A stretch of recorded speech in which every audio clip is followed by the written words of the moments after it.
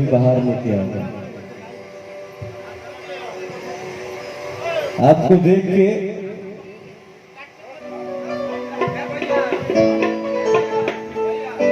Yes brother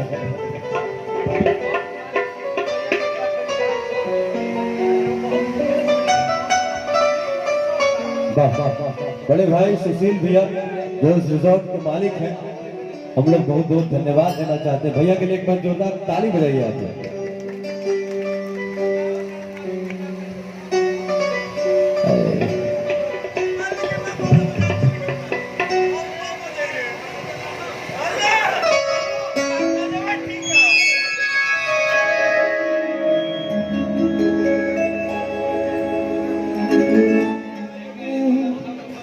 एक जन हमारे से कहा नहीं बता दी ना, अरे पूछा जा कि क्या कहली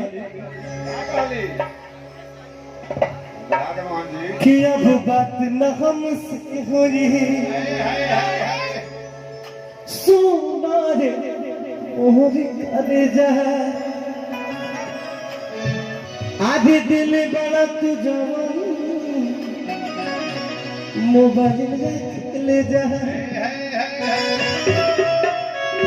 भाई भैया क्या कहला कि याद कर कहिया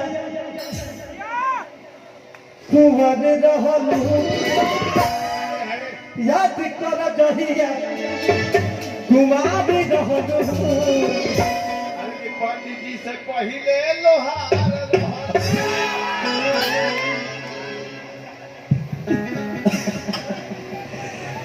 अरे बाप रे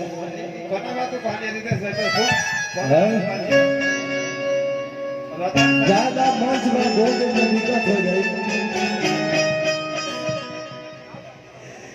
जाति कर चाहिए कुंवर रहलू, जाति कर चाहिए कुंवर रहलू। अरे पिया से पहले जाति कर चाहिए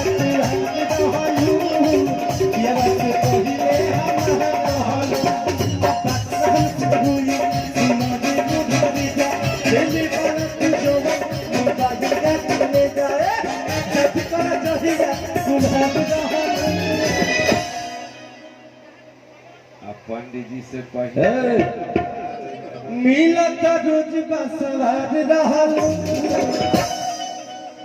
थोड़ा कहीं कर कपार रहलू।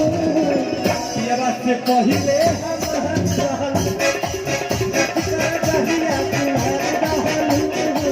पिया से पहले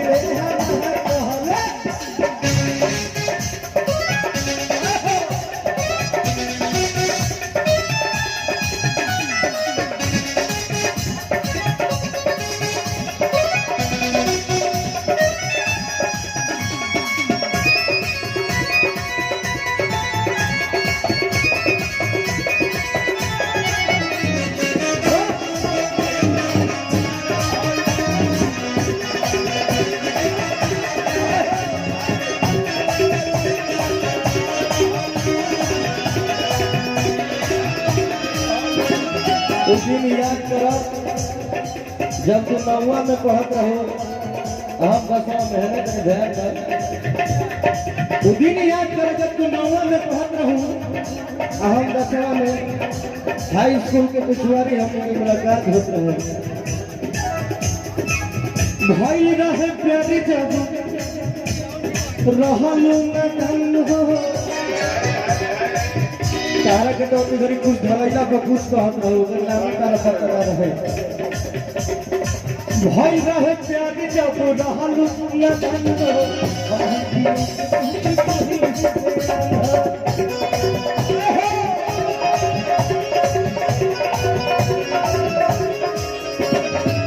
भाई रहे प्यारी जब रहलू न धन हो, वही किया कि तुमने वही नहीं किया।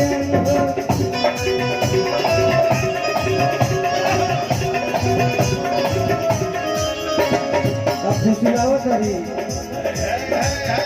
है